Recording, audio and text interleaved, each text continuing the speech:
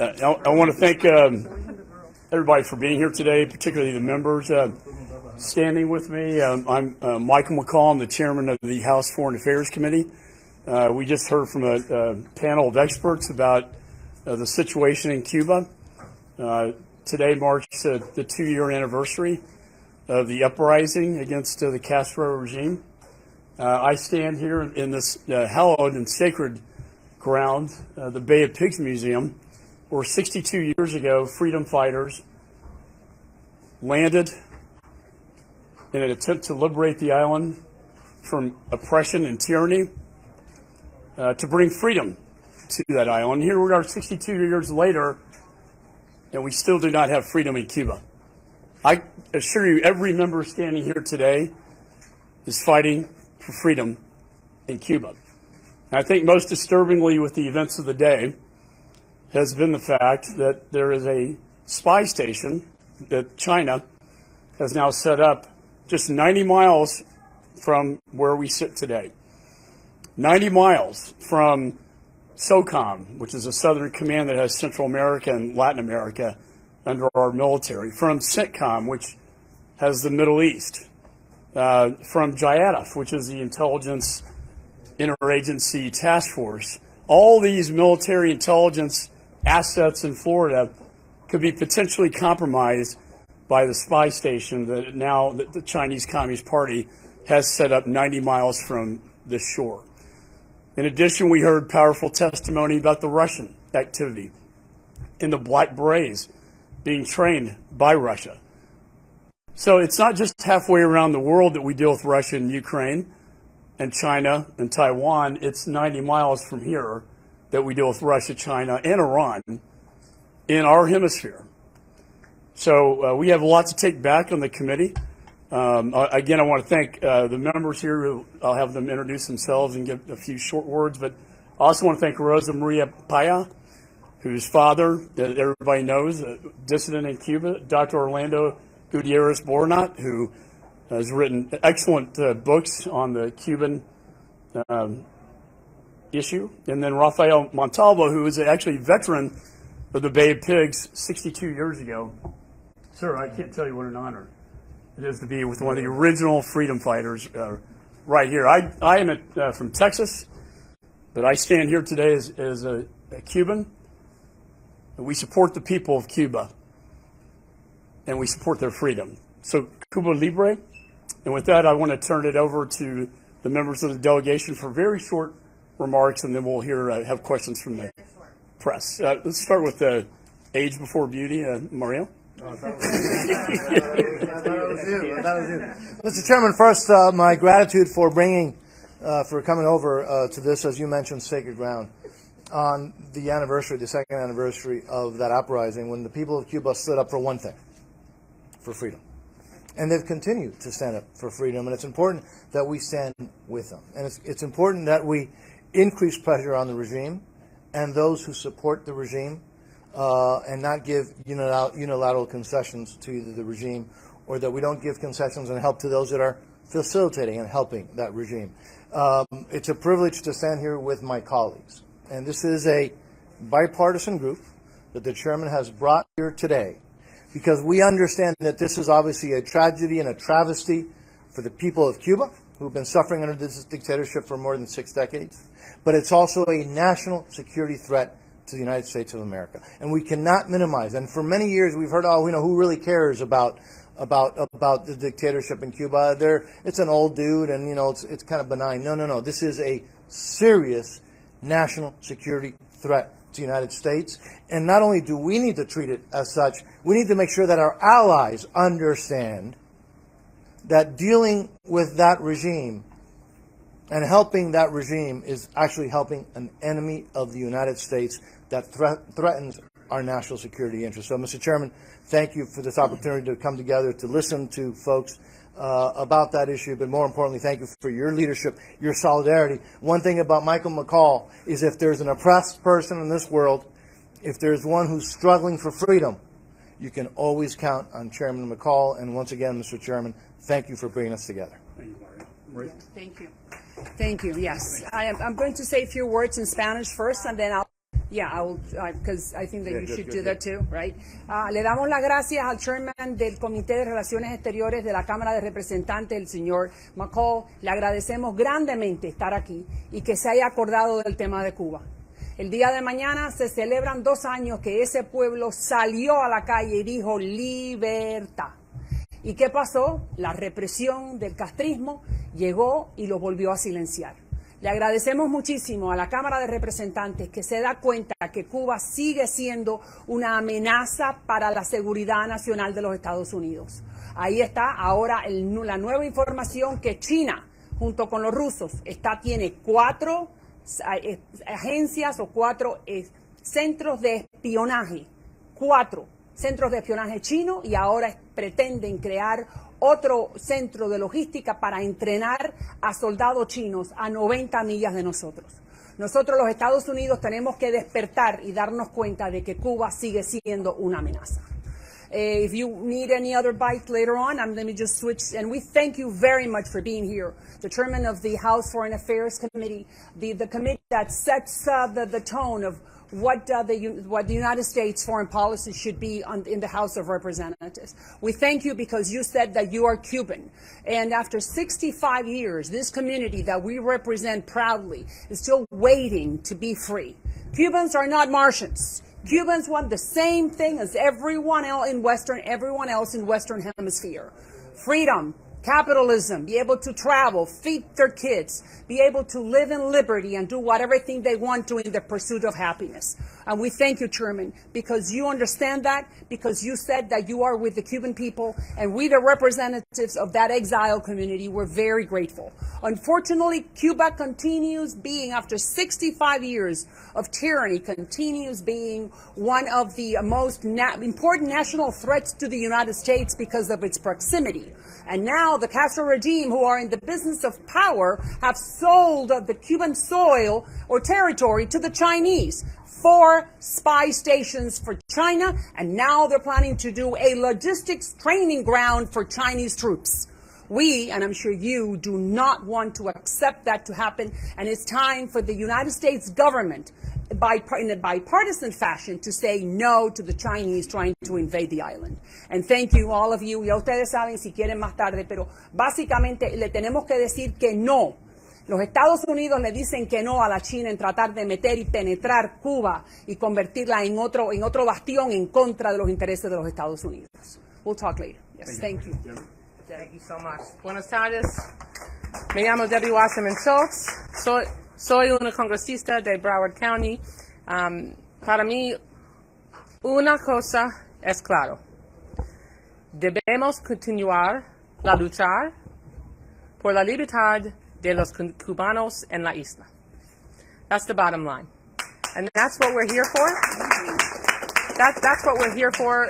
We have come together in a bipartisan way, as we do every single day in Congress, to make sure that our colleagues who don't represent large exiled communities from the Cuban dictatorship just 90 miles from our shore, it's understandable in some sense that they really don't comprehend how foreboding and treacherous it is to allow unfettered access for a regime that has no regard for democracy, no regard for freedom, no regard for the ability of their own people to prosper and thrive, to allow the encroachment of China and Russia and Iran as close as they are to our shores is absolutely unacceptable.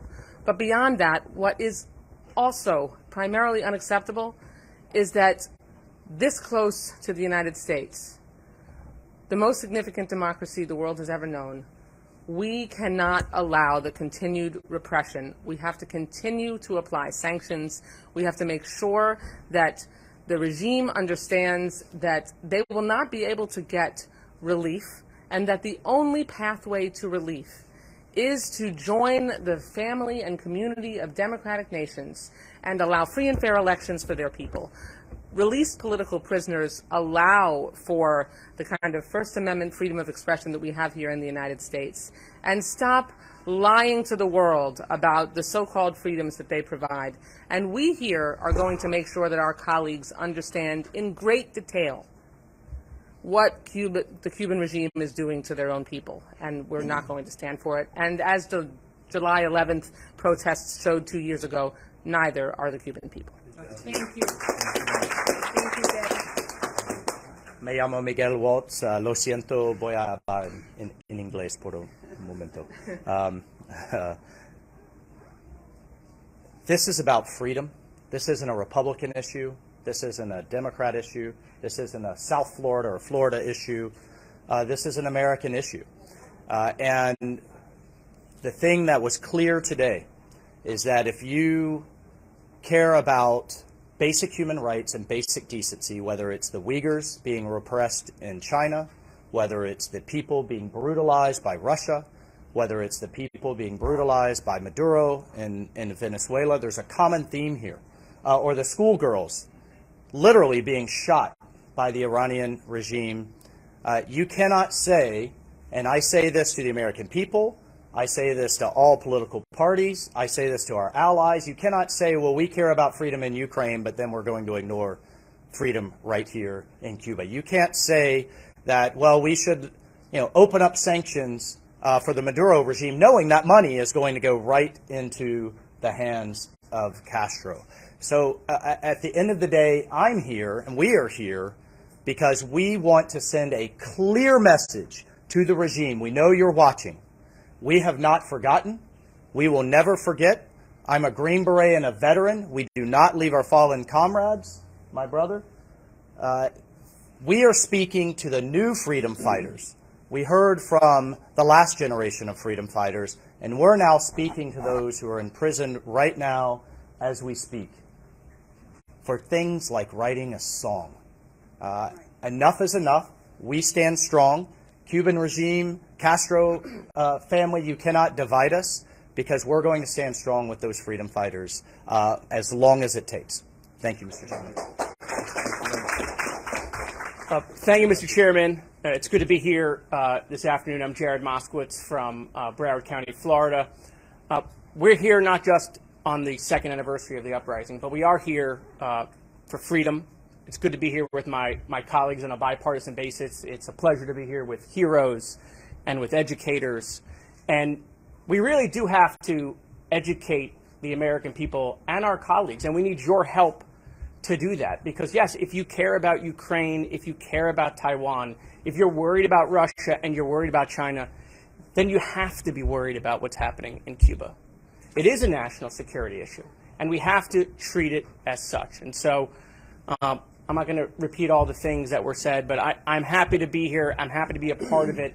I look forward to working it on a bipartisan basis and increasing the pressure on the regime to make sure that we're fighting for freedom and democracy and family and community and bringing Cuba into the League of Nations. Thank you. Thanks so much.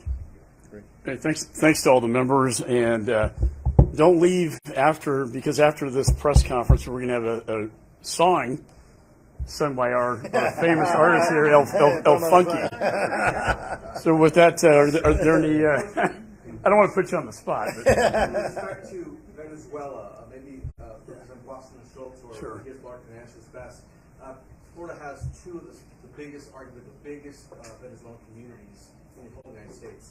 How do you see that situation? What do you see coming out of that? Should the U.S. pivot on how it's been dealing with Venezuela?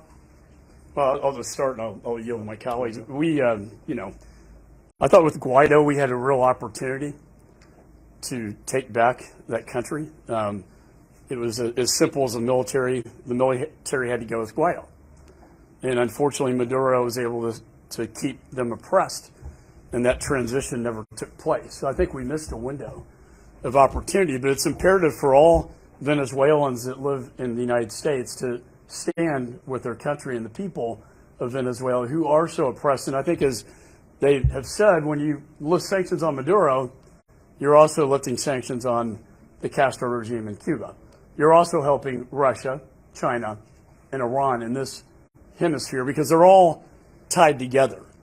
You can't dissect them. They're all foreign nation adversaries. And I think when it comes to our hemisphere, we need to wake up. And Maria chairs the Western Hemisphere Subcommittee, and we'll be having hearings on the threat we see now, not just from within, but the threat from Russia, China, and Iran in this hemisphere. And I'll yield to my colleague on Venezuela. Yeah, no, go ahead, Deb. Okay. So I represent the largest population of Venezuelans that are here in the United States. My hometown is Weston, affectionately known as Westonzuela.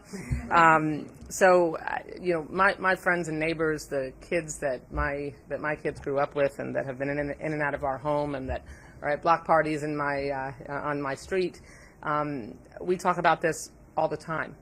And it is absolutely essential that we make sure that we continue the pressure. Freedom is rarely won when you take the boot off the neck of the oppressor. And we have to also balance, though, that there are people suffering on the island and people suffering in Venezuela, and we need to make sure that humanitarian assistance is able to get through. There have to be continued conversations to allow that, because Maduro has not allowed that and has been very challenging to deal with.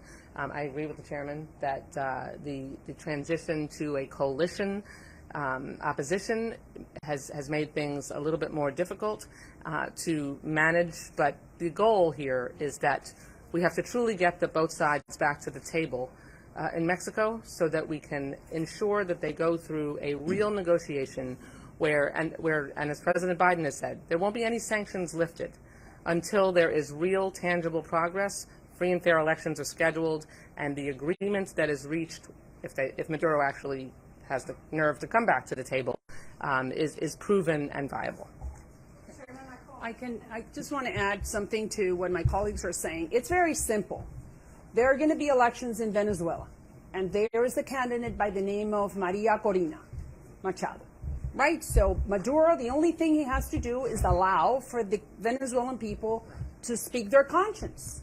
Have free, fair elections with international observers, and let the Venezuelan people decide. That's it. The rest is not negotiable. Free elections that are coming up. Let her use the news media, let her be able to communicate with the constituents and with the public, and let the election be fair. Will Maduro do that? Let's hope he hears our message. That's what we need to do. That's good. The Miami Herald reported that China had a spy base in Cuba since 1992. It's not a recent thing, apparently. The Biden administration did not deny the report. So what's really your understanding of Chinese espionage activity in Cuba? Well, let me say first, Senator Menendez, who chairs the Senate Foreign Relations Committee, and myself as chair of House Foreign Affairs, we have requested a briefing, classified, from the administration. We've yet to receive that briefing, and I would hope they're listening to this press conference and let members of Congress who represent the people of the United States of America have access to what is happening in Cuba today. What I can tell you is that there has been a China presence for quite some time. I've talked to, for instance, National Security Advisor O'Brien from the previous administration about this. And while there were some movements amongst the CCP within Cuba, what has changed, it appears to be, and yet without the briefing I can't confirm this, a step forward in terms of actual the manufacturing and building of a spy station itself, along with ZTE and Huawei, which are the telecom providers that really do all the surveillance. And so you can imagine if you have that type of surveillance in Cuba, they could pick up signal intelligence from here, 90 miles away. And I'm not going to get into the classified side of this, but when you've got SOCOM, CENTCOM, and JIADF all here in this state, it puts them at tremendous risk and vulnerability to the national security of the United States. As Mario put forth so eloquently, this is not just a humanitarian issue. And this is really a national security issue. And we need to get to the bottom of this, and the administration needs to come forward and brief the members of Congress on the relevant committees. Chairman, what can you actually do from Congress to address the situation? Because it doesn't seem like Washington, the government, the executive branch, is being able to do anything from the last 5-10 years. Right. I think there were several things that came up today, and of course, Mario being an appropriator can direct funding or cut funding in certain ways to change behavior. I think we should be looking at sanctions, additional sanctions, because Cuba is not just working for Cuba; they're working for Russia in violation of the sanctions we put on Russia, and they're also working with China, as we know, in Iran. I also think that we should be looking at forms of communication to get inside the island. As you know, we have a Starlink system that can be, we put that in Ukraine. Cuba's more hostile. VPN devices on the phone. We're using some of that in adversarial nations like Iran. As Mario mentioned, the Open Technology Fund is a creature of the State Department where we can create new technologies to provide that communication both inside and outside of Cuba so that we can have better coordination within the resistance movement. So I think those are really key fundamentals. And then finally, we have to isolate them. We can't go on this myth that somehow this is not a national security threat. They need to be isolated, the regime, so that eventually it will fall and the people can take over. Beyond that, I wouldn't want to get into more sensitive classified issues. We do have a member of the Armed Services Committee and House Intelligence here if he would like to get in trouble by spilling classified information. He doesn't like those orange jumpsuits a lot. Yes, sir. When you and Senator Menendez talked with Director Bond, he mentioned two Russian new spy stations in Cuba, not just Chinese bases, not one, 3 bases at least. Yeah. He mentioned Russian. Yeah. So, the Russians have been in Cuba, obviously. But the spy station, so I would take you back to the fall of Afghanistan, Putin. We saw the Russian Federation moving to Ukraine by satellite imagery. It was very clear, a cause and effect. What else happened then was the unholy alliance between Chairman Xi and Putin at the Beijing Olympics. And of course, Chairman Xi has made his trip to Moscow and pledged his unlimited partnership with Putin. So while they have been allied in the past, we are seeing now the alliance has never been stronger between these two adversarial powers in this great power competition we find ourselves in. And so that is what has changed. So when we talk about spy stations, the idea that the Russians are working with the Chinese to build a spy station is not out of the realm of possibility. In fact, I would say it's very much within the realm of possibility. Thanks. Thank you, Trent. All right. Everybody condemns Cuba, and I've been here 60 years. They've said the same thing. What's physically different, and what physically can be done to make a change? Yeah, we don't want to take that? Yeah, I mean, look, a couple things. There are some things that have changed over the years, right? I mean, before we had sanctions, but it was a hodgepodge group of sanctions that was codified by Congress in the mid-90s, which is one of the reasons that President Obama's administration, when he tried to do this normalization, wasn't able to give, total economic relief to the island. That's because of congressional action, by the way, in the 90s. And that was done by members of this community. It was then Congressman Lincoln Diaz-Balart and then Congresswoman Ileana Ros-Lehtinen. You fast forward, and you mentioned what's different. Well, what's different, not necessarily different, but it's more acute, is that the Cuban people are standing up. The Cuban people have hit the streets. It's not the first time that the Cuban people have stood up. You can go back to La Cambrai, you can go back, again, the Bay of Pigs. But what you're seeing now, and it's coming through every part of the island. It's happening in every province, in every city, in every town, and it's mostly, by the way, started by Afro-Cubans. And so the Cuban people are standing up. And what we're going to continue to do is make sure that the United States stays and keeps the solidarity with the Cuban people and does not give unilateral concessions to the regime. So there is no silver bullet. But you know what's never worked in the history of this world? What's never worked is giving legitimacy and funding to a regime, to a dictatorship. That's never worked in getting rid of a dictatorship. The only thing that has actually helped, and the only thing that's actually worked throughout human history, is pressure, is economic, diplomatic pressure, and solidarity with those who are struggling to regain their freedom. The Cuban people are doing their part.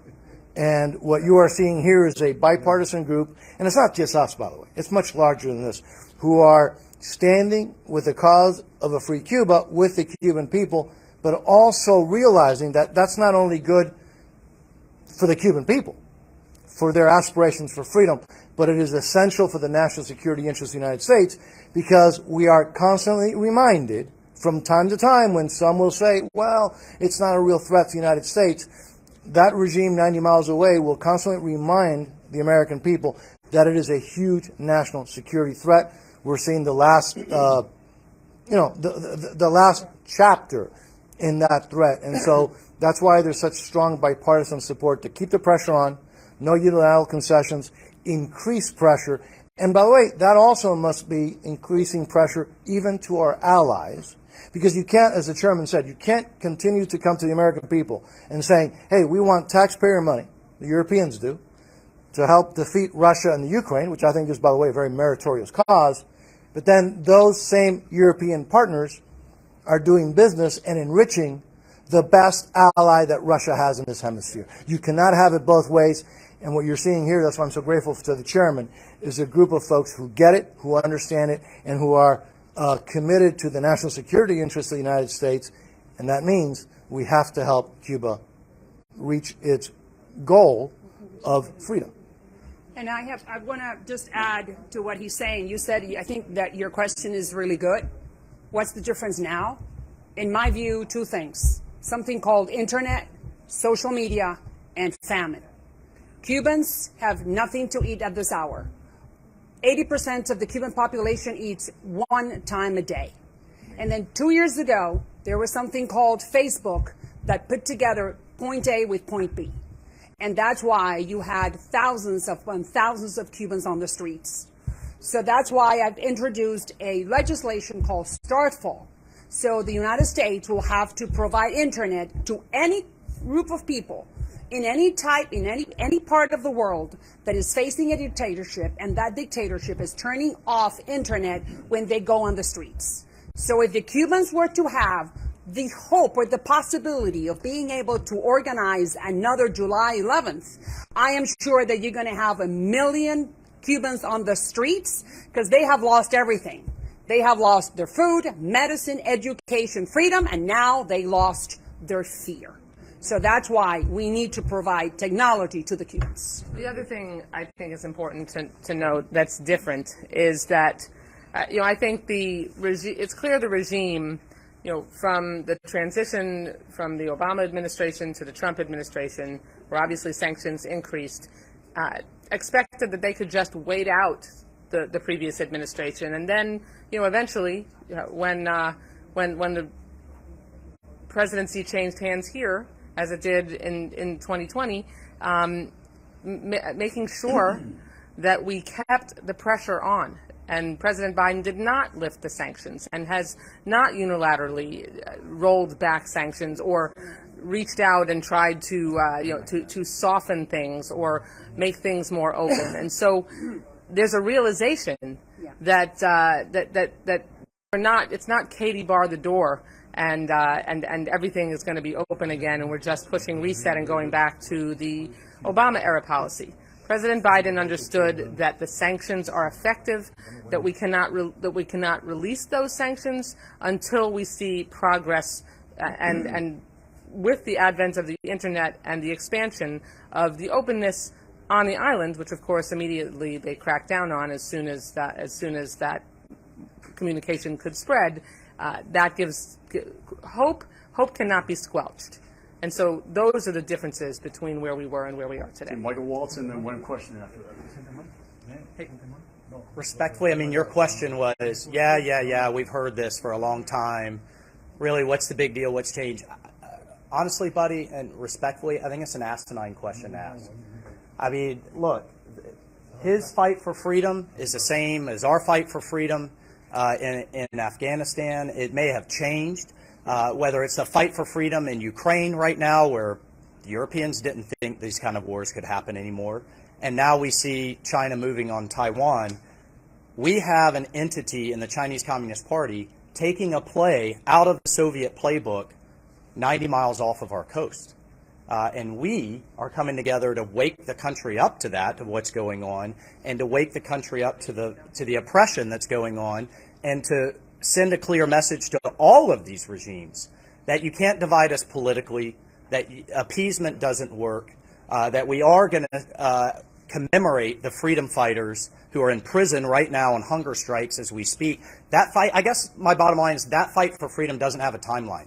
It doesn't have an expiration date. It doesn't have a statute of limitations. And new generations of leaders in the Congress will continue to fight that fight. That's why we're proud to have new members here with us. But that I'll just leave it at that. And then one more question, We have and then we're wrapping up. one question, but I also want to recognize Felix Rodriguez, the man who took down the monster Che Guevara. Thank you, sir.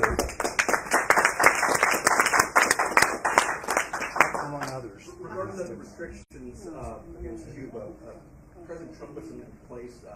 But lately, as Congressman Schultz said, Biden has really not gone back to where President Obama was, but he has eased some remittances and some travel to Cuba.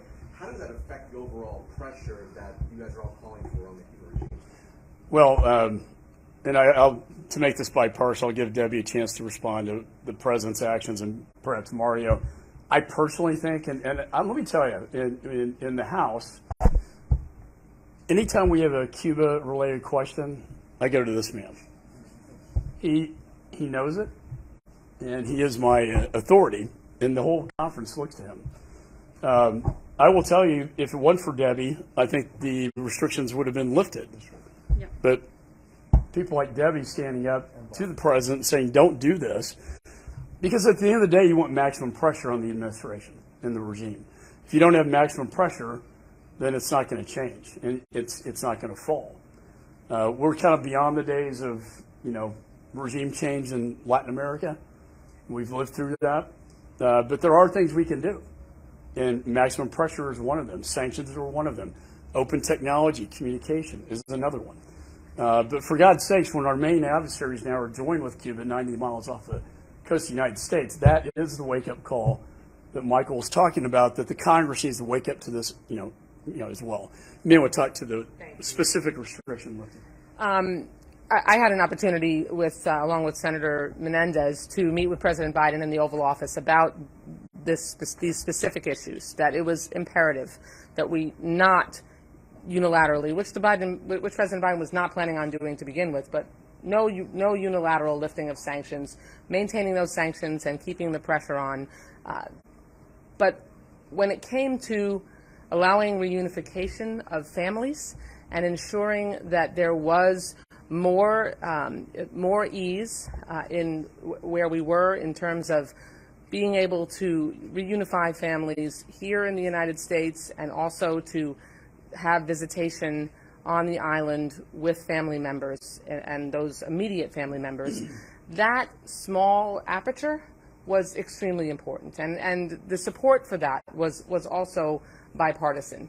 Now, on remittances, the absolute critical thing that President Biden understood when he granted that revision in remittances is that there's no way that you could use a regime-owned facilitator of those transactions, because then the regime is propped up by the bringing in of those resources. So what they have done and continue to endeavor to do, they don't use any transmitting company that has ties to the government, and the entity that they do use is verifiably independent, and they're trying to make sure that those remittances are doing nothing except being able to improve the quality of life of people on the island that receive them, and allow family members to bring those resources over. Let me say, when it comes to the Foreign Affairs Committee, we have the one the Cuban that we turn to on the committees, she's standing right behind me, Maria Salazar, and she has brought fresh passion of representing many Cubans here. She has brought her intelligence as a news reporter many years, and that's why I chose her to chair the Western Hemisphere Subcommittee, very coveted position on the Foreign Affairs Committee. I don't know if you have some comments on that as well. Well, thank you. Yes, I am honored. Es un honor que me hayan escogido ser la chairman o la jefa del subcomité de las Américas dentro del Comité de Relaciones Exteriores. Le agradezco muchísimo a él y es mi deber porque representamos a la gente que nos puso aquí, tanto a Mario, a Debbie, la gente que nos puso y el nuevo compañero, el señor Moskowitz. Nosotros tenemos que representar a la gente que nos eligió y sabemos que en el sur de la Florida el tema de Cuba, Venezuela, Nicaragua son temas que están muy de cerca en el electorado y por eso estamos aquí y es nuestro deber, it's our duty to be representing. So you said that I'm very, very honored that you picked me as the chairman of the subcommittee for the Americas, but basically all we're doing is we're representing the people who elected us. Thank God for the American electoral system. We would love to see that in Venezuela, Nicaragua, and in Cuba. Thank you. So now we have a special treat. El Funky is going to sing a very nice song. Familia, nada, a un día de los 2 años del 11 de julio, ustedes saben que ellos tratan de que uno olvide y es lo que no podemos hacer nosotros. Y nada, como dice la canción, y ustedes están sobrando, ya no le queda nada, ya se van bajando, que el pueblo se cansó de estar aguantando, un nuevo amanecer estamos esperando, se acabó, tu 5, 9, yo doble 2, ya se acabó, 60 años, no hace falta que den más años, caballero, libertad para los presos políticos, patria y vida, y libertad para nuestra sufrida isla. Gracias.